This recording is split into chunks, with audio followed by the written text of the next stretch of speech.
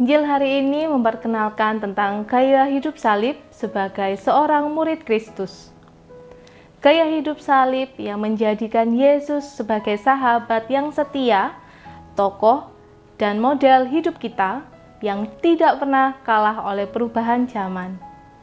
Santo Vincentius dalam Jalan Vincentian mengatakan, Tuhan Yesus telah menasihatkan kita untuk memikul salib setiap hari. Karena kita pasti mempunyai banyak salib dalam tugas kita. Kita harus berhubungan dengan banyak orang dan tidak mungkin apa yang kita lakukan dapat menyenangkan semua orang. Bersama Romo Sabah Sudijono CM, selamat mengikuti Rehavin hari ini. Tuhan memberkati. Saudara-saudara, Bapak Ibu sekalian yang dikasihi Tuhan, anak-anak Tuhan dimanapun berada, hari ini saya mengajak Anda semua untuk menengok, melihat bagaimana Tuhan Yesus sendiri sebagai seorang guru, sebagai seorang Mesias, utusan Tuhan, melibatkan orang-orang yang percaya kepadanya untuk ikut ambil bagian dalam misinya. Tuhan Yesus tentu sebagai manusia jelmaan Allah, Sang Sabda yang menjadi daging, mempunyai kelebihan, mempunyai kemampuan untuk menjalankan misinya. Tapi misi penyelamatan semesta alam, misi penyelamatan manusia oleh Tuhan Yesus ini juga di-share, diminta untuk orang-orang ikut ambil bagian terlibat di dalam misi ini. Oleh karena itulah Tuhan Yesus setelah beberapa murid diajar, dididik, dibina, lalu Tuhan Yesus memilih yang istilahnya 12 rasul. Nah, 12 rasul yang dipilih oleh Tuhan Yesus ini memang mempunyai semacam kualitas iman yang oleh Tuhan Yesus sendiri juga diajar, dididik secara khusus, sehingga dari situ memang bisa diharapkan kualitas muridnya ini sungguh istimewa. Disinilah Tuhan Yesus kemudian mempercayakan kepada 12 muridnya untuk ikut ambil bagian menjadi utusan. Nah, ketika Tuhan Yesus meminta para muridnya untuk menjadi utusan, ada pesan yang oleh Tuhan Yesus sampaikan sebagai penguatan, tapi juga sekaligus sebagai sebuah cara berpikir orang menjadi utusan itu seperti apa. Ini utusan dari Tuhan. Orang yang harus mempercayai, percaya betul kepada kekuasaan Tuhan yang diimaninya, Tuhan yang diyakininya. Maka pertama-tama yang mau ditempatkan dalam diri orang beriman yang menjadi utusan itu ialah Tuhan harus menjadi yang pertama. Tuhan harus menjadi yang terpenting. Tuhan itu tidak tergantikan. Orang beriman harus sampai pada keyakinan semua boleh tidak ada. Hanya satu yang tidak boleh tidak ada, yaitu Tuhan. Nah, inilah yang sebetulnya menjadi spirit inti dari seorang utusan. Tuhan, aku boleh kehilangan apa saja, asalkan aku tidak kehilangan Dikau. Disinilah nanti kita bisa memahami bagaimana Tuhan Yesus memberikan pedoman yang untuk orang-orang kalau tidak direnungkan sepertinya konyol. Misalnya, mari kita lihat. Tuhan Yesus itu memberikan kuasa kepada mereka atas roh-roh jahat. Dan berpesan, jangan membawa apa-apa dalam perjalanan. Coba kita perhatikan. Roti pun jangan. Tongkat diperbolehkan. Bekal, jangan. Uang dalam ikat pinggang, jangan. Nah, biasanya hal seperti itu merupakan bekal yang kita anggap perlu, penting, kadang-kadang harus ada. Di sinilah sebetulnya Tuhan mau menempatkan pada siapa sih sebetulnya bagi seorang utusan yang paling harus kamu punya. Kan yang harus dimiliki Tuhan. Tuhan tidak tergantikan. Yang lain tadi boleh ada, disyukuri.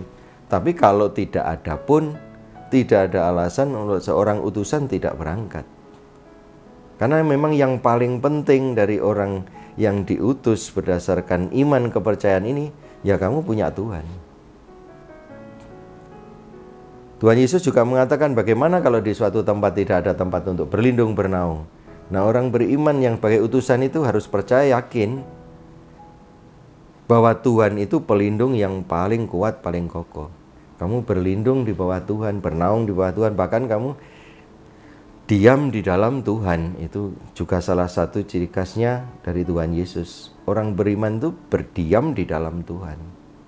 Bukan hanya sekedar di luar, atau sekedar dekat, atau sekedar menjadi sahabat. Ini memang iman yang luar biasa.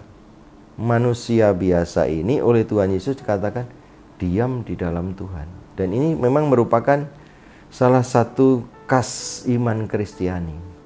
Kita harus menikmatinya, kita harus membanggakannya, mensyukurinya, dan menghidupi ini. Maka Bapak Ibu Saudara sekalian yang terkasih, ketika Tuhan Yesus mengutus para muridnya dengan berbagai macam pesan tadi, tidak boleh gitu kita sekedar anggap supaya kita ini siap untuk mengalami peristiwa-peristiwa yang tidak menyenangkan, siap untuk berkekurangan, siap untuk kita ini menderita, itu menjadi bagiannya. Tapi lebih daripada itu, sebetulnya kita diajak untuk menempatkan Tuhan sebagai yang utama dan pertama. Dan kita dengan cara berpikir seperti itu, kita bisa melewati semua itu bukan dalam konteks nanti menderita ndak apa-apa, kurang ndak apa-apa, bukan dalam konteks kita menerima kekurangan-kekurangan itu dengan ikhlas hati. Konteksnya bukan sekadar itu, tapi lebih jauh melompati. Di dalam Tuhan kamu akan kuat. Mendapatkan sarana-sarana seperti itu kamu juga kuat. Senang menjadi begitu berkelebihan juga enggak, karena itu sebetulnya hanya sarana, boleh ada boleh tidak. Tapi yang Tuhan itu yang harus ada di dalam hati kita, itu yang lebih membanggakan. Jadi kurang lebih seperti itulah kita mencoba memahami bagaimana Tuhan Yesus memberikan semacam pedoman kepada utusan yang dipilihnya, yang disebut dengan 12 rasul, untuk siap terus berjalan, terus melaksanakan tugas, terus lurus dalam menghayati imannya, pegang teguh pada Tuhannya, yang lain-lainnya boleh ada, boleh tidak ada, syukuri kalau ada, menjadi utusan yang lebih percaya kepada yang mengutus, percaya diri bahwa dia memiliki Tuhan sebagai pemilik segala sesuatu.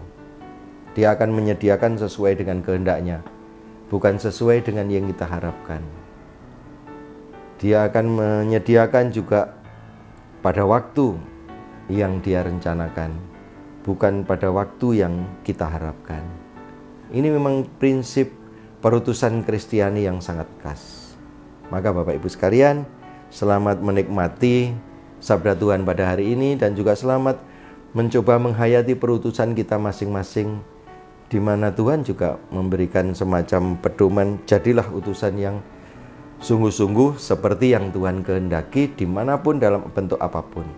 Kalau ke-12 rasul tentu khas ini, perutusan untuk menjadi pewarta. Tapi kita semua kan orang beriman yang diberikan tugas untuk melaksanakan perutusan kita sesuai dengan apa yang kita jalani, di mana kita diutus, kepada siapa kita diutus. Demikian Bapak Ibu sekalian terkasih, nikmatilah menjadi murid Tuhan, nikmatilah Tuhan yang mengutus kita, percaya kepadanya, dan kita akan dibentuk sesuai dengan kehendak-Nya. Amin.